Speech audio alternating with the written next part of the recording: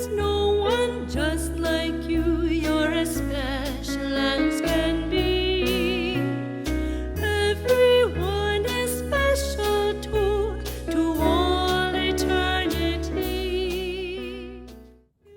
Hi friends, it's Reverend Sage here, and I'm so excited to be beginning this morning a Bible study time that we can have together each Sunday in the coming weeks.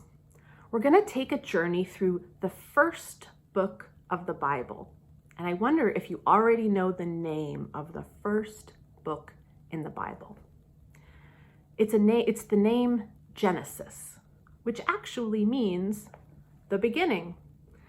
This is the first book of the Bible, and it is one of the most important books because where we begin has a lot of an impact on where we're going.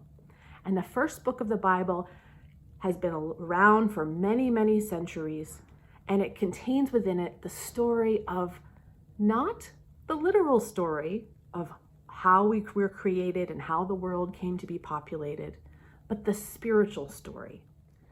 Now, I wonder if you know what the word spiritual means. Have you heard that word before? If you're with a grown-up, you might want to pause the video and you could talk about it a little bit and share some of your ideas before I give you my ideas. But the word spiritual tells us that we are more than just our bodies, that we were created to be here on the earth so that we could have the spark of life, the divine spark that is our spiritual reality. One of the ways Swedenborg talks about it is he says that we are spirits clothed in a body. So inside of us is a spiritual life that doesn't have to do with our body. It doesn't have to do with how much money we have or what toys we have. It doesn't have to do with the way that we look or dress. It has to do with the way that we love. And this is why God created us, so that we could love one another and so that we could get better at loving one another every single day. And the book of Genesis, the inner story of the book of Genesis, is teaching us about that love. So let's begin with the story that we're going to look at today. And this is the story of the 7 days of creation. Now, we're going to have a reading of the whole story, and it's kind of long. You might want to ask your mom or your dad or your grown-up to print out some of the coloring pages that are available so that you could color a little bit while you listen to the story. Or you might want to just close your eyes and listen. It depends on how you listen best. You can think about that. But the other thing is that the story is going to be illustrated by some wonderful artwork made by one of our church members, Brenda Weberg. So that will also help to bring the story alive. So listen to the story as it is in the Bible, the very first story of the very first book, and then we'll come back and talk about it. In the beginning, when God created the heavens and the earth was a formless void, and darkness covered the face of the deep, while a wind from God swept over the face of the waters.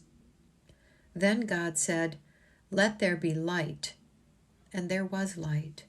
And God saw that the light was good, and God separated the light from the darkness.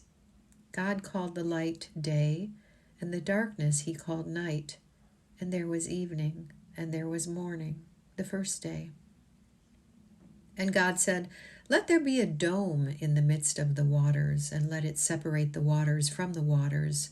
So God made the dome and separated the waters that were under the dome from the waters that were above the dome, and it was so.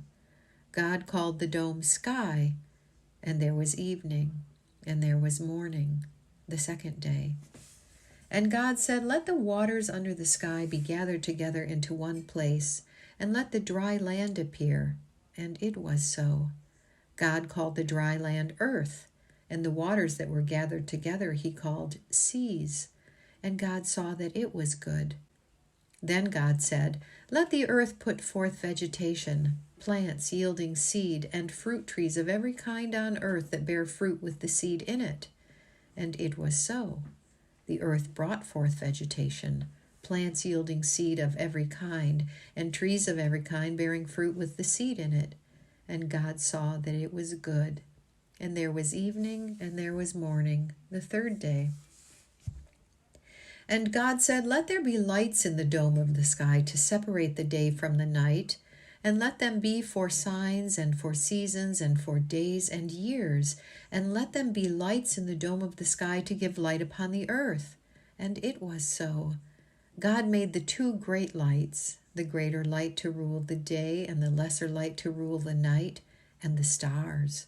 God set them in the dome of the sky to give light upon the earth, to rule over the day and over the night, and to separate the light from the darkness. And God saw that it was good. And there was evening, and there was morning, the fourth day. And God said, "Let the waters bring forth swarms of living creatures, and let birds fly above the earth across the dome of the sky." So God created the great sea monsters and every living creature that moves of every kind, with which the waters swarm, and every winged bird of every kind. And God saw that it was good. God blessed them, saying, "Be fruitful and multiply, and fill the waters in the seas, and let birds multiply on the earth." And there was evening, and there was morning, the fifth day. And God said, "Let the earth bring forth living creatures of every kind, cattle and creeping things and wild animals of the earth of every kind." And it was so. God made the wild animals of the earth of every kind, and the cattle of every kind, and everything that creeps upon the ground of every kind. And God saw that it was good.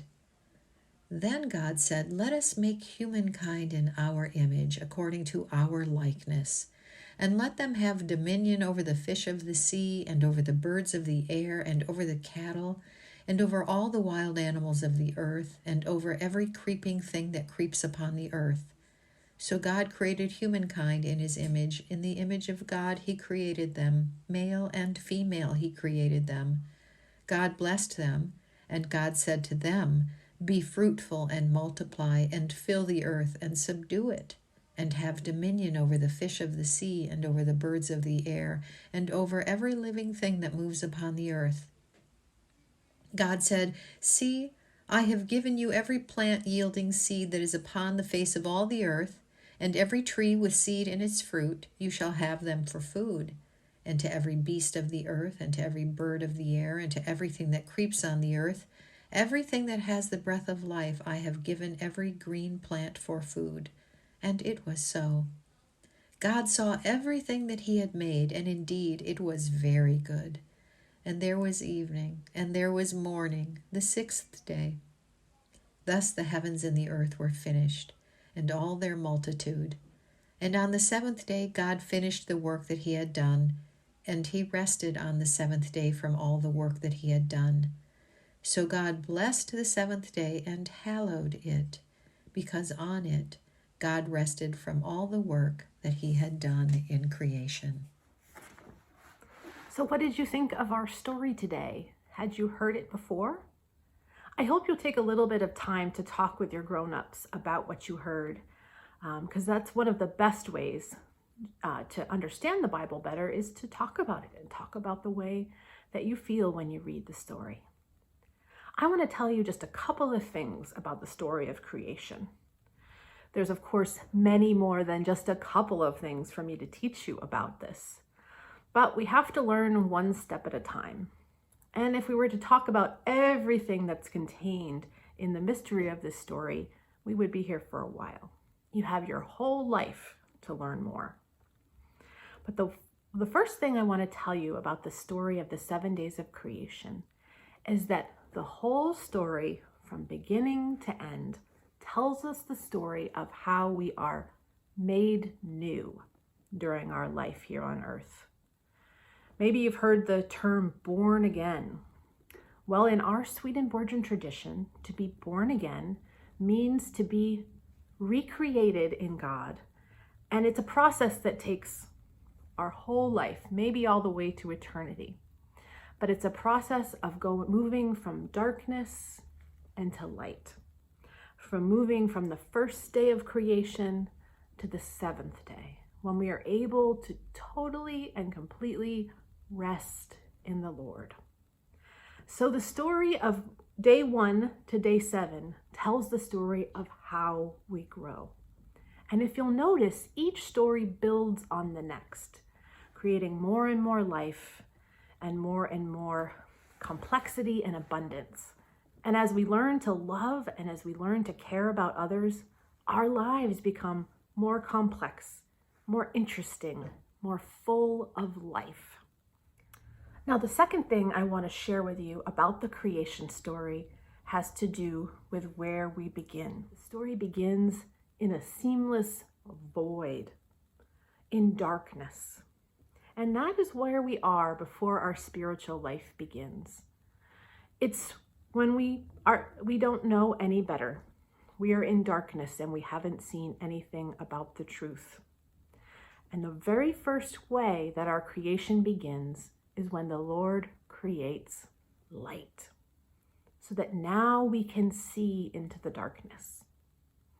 It's interesting, isn't it, that we often use the term I see to not say I see something over there, but to say I see as in I understand and I know.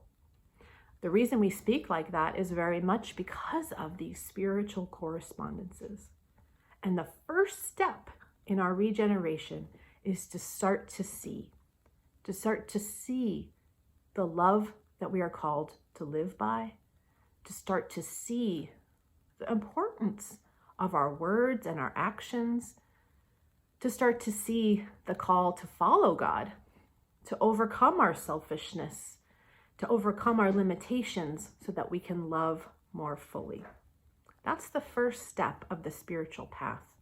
And I hope that all of you are starting to see more about how you were created in love and how you want to love others better every day. I'll tell you, my friends, love is not always easy.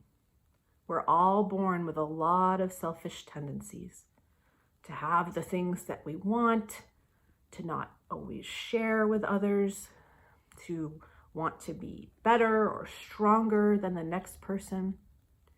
We're built with those inborn selfishness.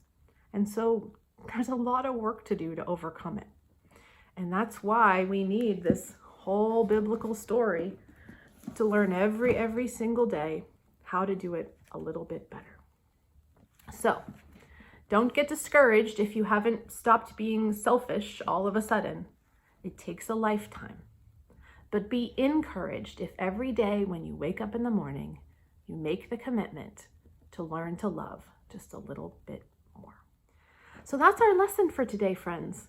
It's been wonderful to be with you. I hope you've learned a little bit. I hope you have questions. I hope you have new thoughts and new ideas.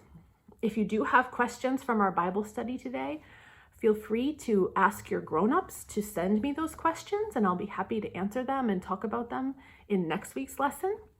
I'd also love to see any artwork that you create from learning about the story of creation, and I can share that as well. So let's go on this journey together and learn a bit more about the Bible and about our part in God's creation. Have a happy Sunday, friends. See you next week. You have special things to do, making other spirits bright.